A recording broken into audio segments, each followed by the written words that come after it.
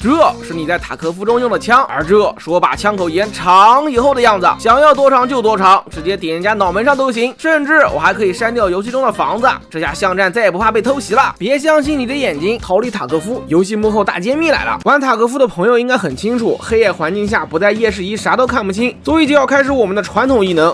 开灯，通过对游戏场景增加额外环境光源，来让整个场景亮起来。这下躲在角落里的老六就一清二楚。那如果躲在厂房里或者屋子里该怎么办？更简单了，直接把房子删掉不就行了？只需要使用我做的工具，让鼠标指向任意一个物品，系统就能获取当前物品的控制权，然后直接 delete 删除。我才不管你躲在哪呢，房子都给你掀了。你看敌人就在房子里面，直接开枪吧，这玩意简直是无敌。那如果你还是打不过对面该怎么办？那就只能删人了，直接把对手从游戏中删除。在删的过程中，他手里的枪不会被删掉，如果强行删的话，游戏会直接崩了，真是奇怪。不过人家说塔科夫里的枪内部都有做细节，确实啊，这细节量相当的丰富。而说到枪，就不得不提塔科夫核心的玩法之一——改装。你可以给枪装上各种各样的零件，但只能在官方设定的范围内改装。所以我通过特殊的方法突破了这个限制，比如枪只能装一个手电筒，而我可以装10几20个。这下开灯跟他妈探照灯一样，人形自走大灯泡，但放在实战中就不太行了。手电筒一开，前面啥也看不到，白茫茫一片。要是放在恐怖游戏里，肯定刚刚好。不仅是手电筒，就连枪口我也可以并排组合，见过没？跟十字弩一样。只可惜子弹只能从一个枪口发射，其他口子就是个摆件。那如果我把枪口全部连接在一起会怎么样？这才是真正的烧火棍嘛！这么长的枪口，对阵的时候相当于直接顶着敌人的脑袋开枪，你就说强不强吧？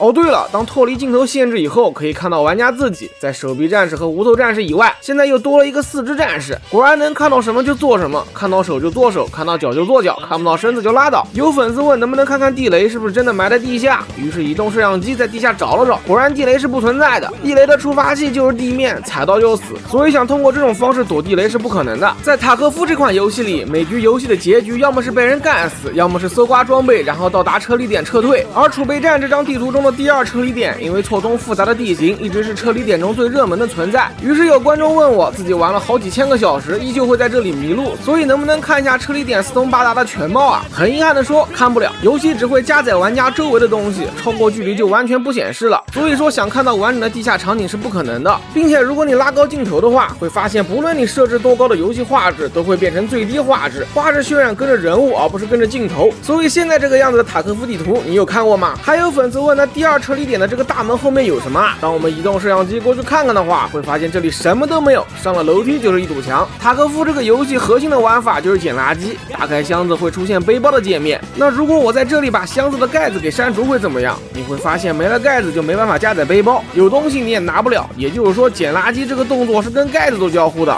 没想到吧？塔科夫游戏加载速度一直都很慢，所以我就很好奇它到底加载了什么。通过工具读取它的后台运行记录，你就能看到每局游戏一共加载了多少静态文件和多少动态文件。就这点东西把塔科夫的优化给干爆了。没办法 Unity 引擎本身就不适合大体量游戏，但胜在开发成本便宜。只能说塔科夫的团队用有限的预算和创新，完善了撤离式生存射击游戏模式，开创了塔科夫 like 这一独特的游戏类别，又再一次验证了那句话：游戏好不好玩跟游戏开发成本一点关系都没有。